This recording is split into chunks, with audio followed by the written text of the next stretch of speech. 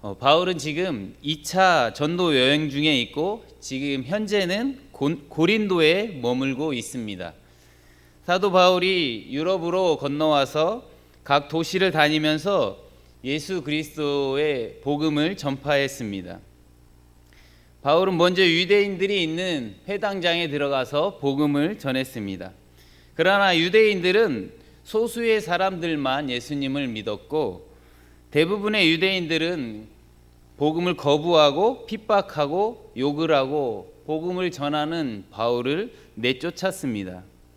성경을 잘 알고 있는 또 하나님을 잘 섬기는 사람들이었지만 예수님을 믿으려고 하지 않았습니다. 그와 반대로 이방인들은 오히려 예수님을 잘 믿었습니다. 모든 이방인들이 다 예수님을 믿은 것은 아니었지만 비교적 많은 사람들이 예수님을 믿고 세례를 받고 교회를 세우고 신앙생활을 시작했습니다. 그동안 바울의 선교 여행을 보면서 바울이 지나온 도시들은 상업이나 교통이 발달한 도시들이었습니다. 데살로니가 사람들은 장사를 잘하는 사람들이었습니다. 장사하는 사람들은 자기 이익에 눈이 어두워서 이익을 위해서라면 무엇이든지 하는 그런 사람들이었습니다. 자기 이익에 눈이 어두워서 다른 사람들을 속이고 악한 일을 한 사람들이 예수님을 잘 믿을 것 같지 않았지만 그런 사람들에게도 복음이 들어가니까 회개하고 예수님을 믿는 사람들이 있었습니다. 아덴 사람들은 온갖 우상을 섬기면서 나름대로 철학을 만들어서 바르게 산다고 했지만 그들의 종교나 철학은 우상이었고 그런 것들이 오히려 그들을 교만하게 만들었습니다. 이런 교만한 사람들도 복음을 만나고 예수님을 믿게 되었고 교회가 세워지고 신앙생활을 하게 되었습니다. 고린도는 도덕적으로 부패한 도시였습니다. 고린도는 번창한 항구 도시였지만 심한 빈부의 차이와 태폐적인 윤리적 생활로 악명이 높은 그런 곳이었습니다. 이렇게 음란하고 우상을 섬기던 고린도 사람들도 예수님을 믿게 되었습니다. 데살로니가나 아덴이나 고린도 사람들과 같이 도덕적으로 문란하고 욕심을 채우기 위해서 다른 사람을 속이던 그런 이방인들도 예수 그리스도의 복음을 듣고 예수님을 믿었습니다. 그런데 도덕적으로 바른 삶을 산다고 하면서 하나님의 말씀에 순종하고 하나님을 섬기며 산다고 하는 유대인들은 복음을 듣고도 믿지 않았을 뿐만 아니라 오히려 복음을 전하는 바울을 박해하고 괴롭혔습니다. 지난 시간에 말씀을 나눈 것처럼 고린도는 타락한 땅이었습니다. 하지만 하나님께서는 죄악이 관영한 그 땅에도 죄인들을 구원하기 원하셨습니다. 그래서 하나님은 바울에게 환상 중에 나타나셔서 두려워하지 말고 침묵하지 말고 담대히 복음을 전할 것을 명령하셨습니다. 뿐만 아니라 그 대적하는 자들을 하나님께서 막아주시겠다고 약속도 해주셨습니다. 그래서 바울은 고린도에서 그렇게 1년 6개월 동안 머물면서 복음을 전파하고 성도들을 양육했습니다. 그런데 이 바울이 고린도에 있은 지 8, 9개월 정도 되었을 때 새로운 상황이 펼쳐집니다. 아가야 지방에 새로운 총독으로 갈리오라고 하는 사람이 온 것입니다. 이 아가야는 마게도냐 지방의 남쪽에 있는 곳인데 아덴과 고린도가 속해 있는 그런 지방이었습니다. 이 지방에 중요한 변화가 일어난 것입니다. 리더십이 교체되어서 갈리오라는 사람이 이 아가야 지방의 총독으로 오게 된 것입니다. 우리 18장 12절 말씀 함께 봉독하겠습니다. 갈리오가 아가야 총독 되었을 때에 유대인이 일제히 일어나 바울을 대적하여 법정으로 데리고 가서 이 아가야 지방의 총독으로 갈리오가 부임한 것입니다. 이 사람은 원래 이름은 마르쿠스 안네우스 노바투스인데 스토아 철학의 대가인 세네카와 형제입니다. 세네카는 아주 유명한 철학가인데 네로 황제의 스승이기도 했습니다. 네로가 젊었을 때는 로마를 세네카가 다스린다라는 말이 있을 정도였습니다. 앞에서 말한 것처럼 이 갈리오는 원래 노바투스 가문이었습니다. 이 형제의 아버지는 두 아들의 교육을 위해서 큰 도시인 로마로 왔고, 아버지는 이 로마의 원로원 의원이 됩니다. 아버지 이 두 아들을 더 좋은 집안에서 양육하기를 원해서 루키우스 유니우스 갈리오라는 사람의 집안에 양자로 그들을 보내게 됩니다. 그래서 이 노바투스 가문에서 갈리오 가문의 사람이 된 것입니다. 그래서 오늘 본문에 등장하는 갈리오는 원래 집안도 대단했지만 양자로 들어간 집은 더 대단한 양쪽 집안에서 아주 좋은 것들 배우고 자란 사람이었습니다. 그래서 어른이 되어서 로마의 유력한 정치인이 되었고 총독으로 지금 아가야 지방에 부임하게 된 것입니다. 이렇게 갈리오가 아가야 지방의 총독으로 부임해서 아가야의 수도인 고린도로 왔습니다. 그때는 사도 바울이 고린도에서 열심히 복음을 증거하고 있었던 시기입니다. 사도 바울이 이 고린도에서 복음을 전했을 때에 우리 지난주에 살펴본 말씀에 본 것처럼 18장 18절 말씀에 보면 회당장 그리스도가 온 지방과 더불어서 주를 믿게 되었고, 많은 사람들도 고린도 사람들도 듣고 믿고 세례를 받는 일이 일어났습니다. 바울이 복음을 전하니까 회당장이었던 그리스도와 그 온 집안 식구들이 예수 그리스도를 믿었습니다. 바울이 복음을 전하자 많은 사람들이 그를 따랐고 유대교에서 그리스도를 믿고 개종하는 사람들이 나타났습니다. 다른 지역 같으면 유대인들로부터 추방을 당했을 것입니다. 그러나 주님께서 강력하게 그와 함께 하셨고 그에게 그래서 사람들이 손을 대지 못한 것입니다.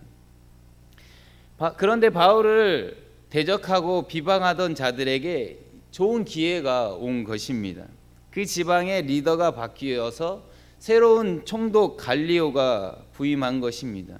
이 기회를 놓치지 않기 위해서 일제히 일어나서 바울을 끌고 법정으로 가서 고발한 것입니다.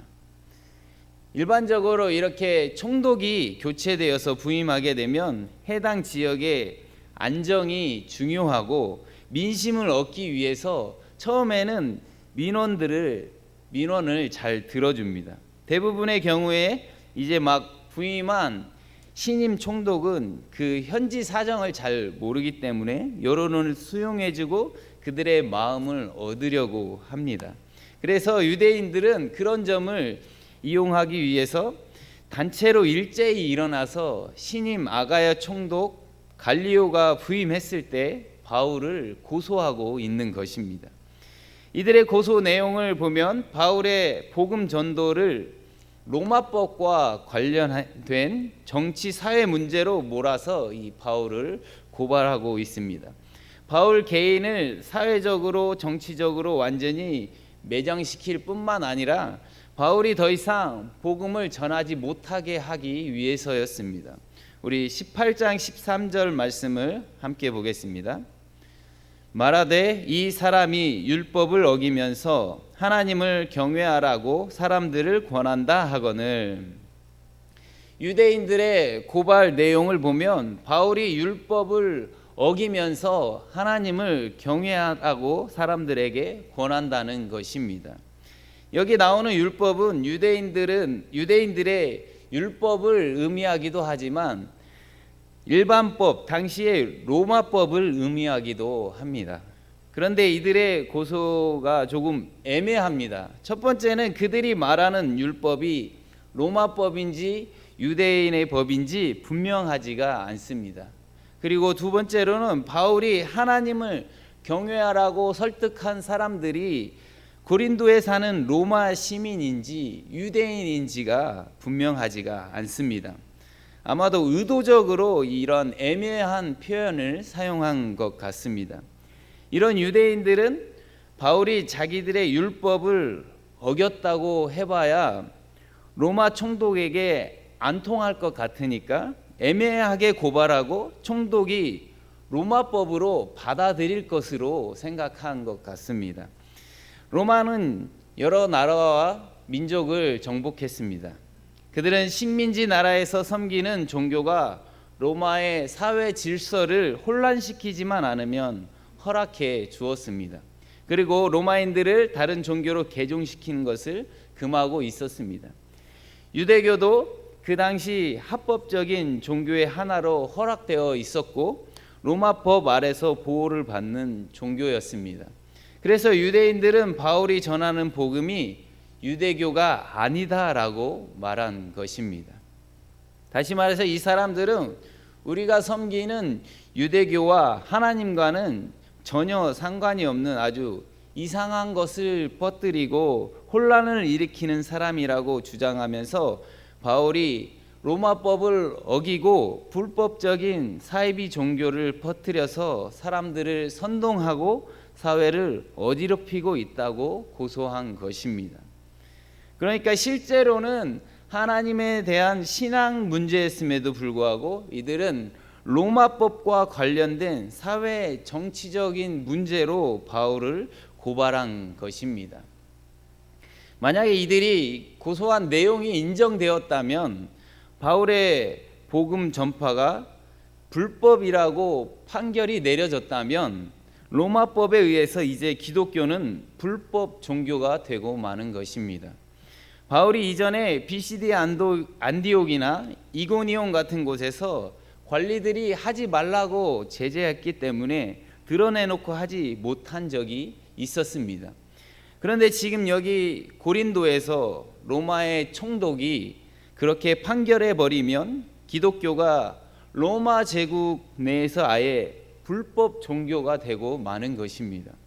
그러니까 이것은 고린도나 아가야 문제만이 아니라 전 로마 제국을 향하는 복음이 위기 상황에 놓인 것입니다. 그러나 바울은 당연히 유대교 자체를 반대한 것이 아니었습니다.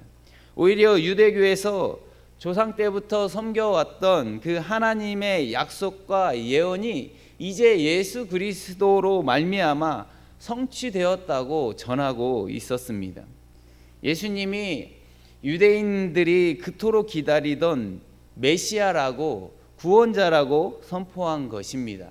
그러나 유대인들은 바울이 전하는 복음을 자기들의 유대교와 상관없는 것으로 분리시키고 그를 없애기 위해서 갈리오에게 고소한 것입니다. 그들은 이렇게 애매하게 고소를 해서 갈리오가 로마 법으로 처리해 주기를 원했습니다. 그런데 우리가 한편으로 유대인의 입장에서 생각해 보면 이해가 되기도 합니다. 그들의 내용을 다시 한번 보겠습니다. 우리 13절 말씀입니다. 다시 한번 보겠습니다. 말하되 이 사람이 율법을 어기면서 하나님을 경외하라고 사람들을 권한다 하거늘. 율법을 어기면서 하나님을 경외하라고 사람들에게 권한다는 것입니다. 유대인들은 자기 조상들이 하나님께로부터 율법을 받았다는 것을 최고의 자랑거리로 생각하고 있었습니다. 그 자랑스러운 율법을 잘 지켜서 의로운 사람으로 인정받고 하나님의 칭찬을 받고 복을 받는 것이 그들의 삶의 목적이었습니다. 그런데 바울이라는 사람이 율법을 지켜서 의로운 사람이 된다는 것은 불가능한 일이다라고 가르쳤고, 율법은 의로운 사람이 되게 하는 것이 아니라 자신이 율법을 지킬 수 없는 죄인이라는 사실을 깨닫게 하는 것이라고 가르쳤습니다. 율법을 지켜서 의로운 사람이 되는 것이 아니라 예수 그리스도가 우리의 죄를 위해 십자가에서 죽으셨다는 것을 믿으면 의로운 사람이라고 예수님을 믿으라고 전했습니다. 하나님을 경외하는 것은, 하나님을 바르게 섬기는 것은 율법을 지켜서 의로운 사람이 되고 예수님을 되려고 하는 것이 아니라 예수님을 믿음으로 의로운 사람이 되는 것이라고 했습니다. 우리가 한번 유대인의 입장이 되어서 생각해 보면 그동안 유대인들은 율법을 지키고 정직하게 바르게 사는 것이 하나님을 섬기는 최고의 것이라고 생각하고 율법을 지키기 위해서, 선을 행하기 위해서 엄청난 노력을 하면서 살았습니다. 그런데 그것이 헛된 것이다 라고 한다면 얼마나 자존심이 상하고 기분이 나쁘겠습니까? 그래서 유대인들이 바울을 애매하게 고소한 것입니다. 그들이 말하는 율법이 로마법인지 유대인의 법인지 분명하지 않게 고소하고 갈리오 총독이 로마법으로 판단해서 감옥에 가두기를 기대했던 것 같습니다. 그러나 갈리오는 유대인들의 이런 의도대로 넘어가지 않았습니다. 우리 18장 14절 말씀 함께 보겠습니다. 18장 14절 말씀입니다. 바울이 입을 열고자 할 때에 갈리오가 유대인들에게 이르되 너희 유대인들아, 만일 이것이 무슨 부정한 일이나 불량한 행동이었으면 내가 너희 말을 들어주는 것이 옳거니와. 바울은 법정 앞에서 자신을 변호하려고 입을 열려고 했습니다. 그럴 때 갈리오는 바울의 변호를 들을 필요도 없다는 것처럼 바울의 말을 가로막고 자기가 말을 하고 있습니다. 갈리오가 유대인들의 고소 내용을 들어보니까 너무나 황당한 얘기인 것입니다. 왜냐하면 끌려온 이 사람이 무슨 사회 질서를 어지럽혔거나 무슨 부정한 일이나 윤리나 상식이나 도덕적인 면에서 무슨 문제를 일으켰다든지 그런 로마 법상의 문제라면 분명 총독이 자신이 재판을 해야 합니다. 하지만 실제로 전혀 그런 내용이 아니었던 것입니다. 바울이 로마법을 위반하는 범법 행위를 한 것도 아니고 무슨 부정한 일을 저지른 것도 아니었습니다. 그렇기 때문에 갈리오 총독은 바울의 행동이 로마법과는 무관했기 때문에 너희들의 고발을 나는 받아줄 수가 없다고 기각해 버린 것입니다. 그래서 갈리오는 18장 15절 16절에서 이렇게 말하고 있습니다. 우리 18장 15절 16절 함께 보겠습니다. 만일 문제가 언어와 명칭과 너희 법에 관한 것이면 너희가 스스로 처리하라. 나는 이러한 일에 재판장 되기를 원하지 아니하노라 하고 그들을 법정에서 쫓아내니. 갈리오는 바울에 관한 고발이 형사적인 범죄 행위에 관한 것이 아니라 그들의 언어와 명칭과 유대인의 율법에 관한 문제로 파악했습니다. 언어는 말씀에 관한 것입니다. 말씀은 진리이고 이 진리에 관한 문제를 말하는 것입니다. 또 명칭은 이름에 관한 것인데 예수님을 그리스도라고 하는 문제를 말하는 것입니다. 그리고 너희들의 법에 관한 것은 율법에 관한 해석의 문제를 말하는 것입니다. 바울이 사회 질서를 어지럽힌 것도 아니고 로마법을 어긴 것도 아니고 이것은 너희들 유대교 내의 문제라고 생각한 것입니다. 너희 안의 문제이지 이것은 총독인 내가 처리할 일이 아니라고 하는 것입니다. 그래서 재판을 거절한 것입니다. 갈리오는 이 사건을 바울의 무죄로 판결하고 결론을 내리는데 이것은 굉장히 중요한 판례가 되었습니다. 우리가 예를 들어보면 재판 중에 특이한 경우나 이와 비슷한 상황이 발생하면 우리 사회에서도 다른 사람들은 어떻게 판결을 했는지 그 판례를 찾아봅니다. 이전에 이런 비슷한 재판에 대해서 어떤 법을 적용했고 어떤 판례가 있는지가 중요합니다. 그런데 오늘 이 사건으로 사도 바울의 사건이 이런 판례를 남긴 것입니다. 사실 이것은 너무 중요한 결과를 가져온 것입니다. 이제 2차 선교 여행의 막바지에 있는데 앞으로 남은 2차 선교 여행과 그 후에 펼쳐질 3차 선교 여행에 굉장히 중요한 영향을 미칠 수 있기 때문에 그렇습니다. 물론 이때 바울이 이러한 무죄 판결을 받았다고 해서 바울 복음 전파의 길이 앞으로 탄탄대로이고 무조건 순탄할 것이라는 것은 아닙니다. 바울은 이후에도 계속해서 큰 반대와 고난과 박해를 당하게 됩니다. 하지만 오늘 이 갈리오의 판결은 앞으로의 복음 전파와 선교 사역에 아주 큰 의미가 있는 결정인 것입니다. 이 결정이 내려졌기 때문에 기독교가 불법이 아니고 계속해서 복음이 전해질 수 있는 그런 배경이 된 것입니다. 오늘 아가야 총독 갈리오의 무죄 판결로 인해서 이제 복음은 로마 제국의 심장부로 들어갈 수 있는 길이 열리게 된 것입니다. 이 판결 이후에 바울을 고소한 유대인들은 화풀이를 하듯이 회당장 소스데네를 때리며 말씀이 끝나고 있습니다. 바울은 유대인들 때문에 곤란한 일을 당할 수밖에 없는 그런 상황이었습니다. 하지만 이 복음의 역사 속에서 하나님은 갈리오라는 사람을 준비해 놓으셨습니다. 우연한 사고이고 우연한 만남인 것 같지만 하나님은 일하고 계셨습니다.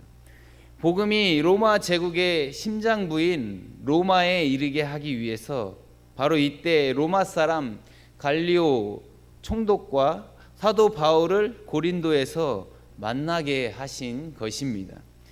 그리고 복음이 로마에 전파되도록 길을 열어주신 것입니다. 하나님께서는 한치의 오차도 없이 복음을 전파하기 위해 일하고 계셨습니다. 바울만 아니라 우리의 삶에도 하나님께서 역사하고 계신 줄 믿습니다. 우리가 만나는 사람들을 통해서 하나님은 일하고 계십니다. 지금 코로나 상황 속에서도 하나님은 일하고 계십니다. 우리가 보기에 우연히 일어난 사건 속에서도 하나님은 일하실 수 있습니다. 우리가 전혀 모르는 사람들을 통해서도 하나님은 하나님의 구원의 역사가 이루어지고 있습니다.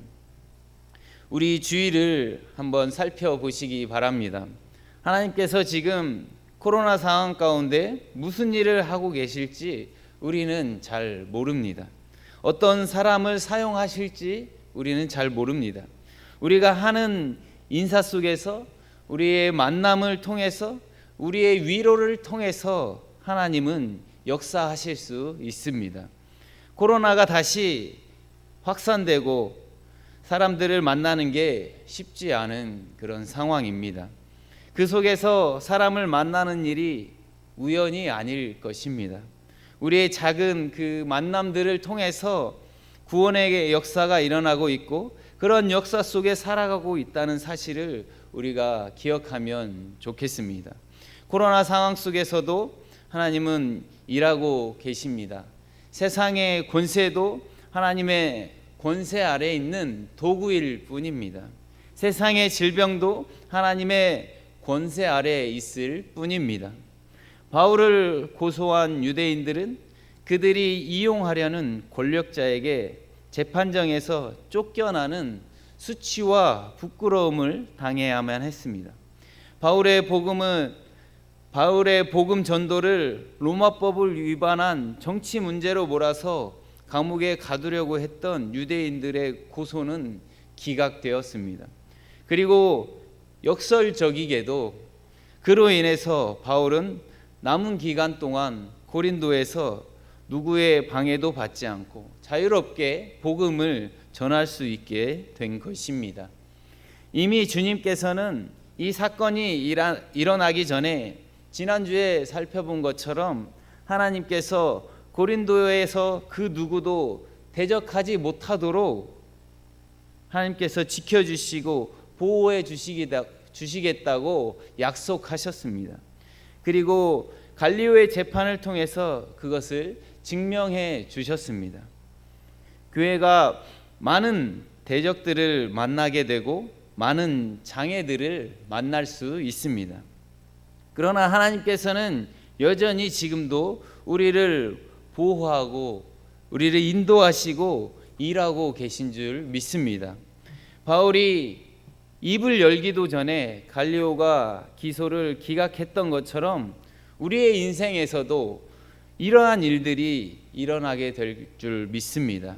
우리가 입을 열기도 전에, 우리가 손을 쓰기도 전에, 우리가 발을 옮기기도 전에 하나님께서 앞서 일하실 것입니다. 그 하나님을 우리가 함께 찬양하고 그 이름을 높이며 하나님의 나라를 확장하고 하나님의 영광을 드러내는데 우리 모두가 사용될 수 있기를 축복합니다.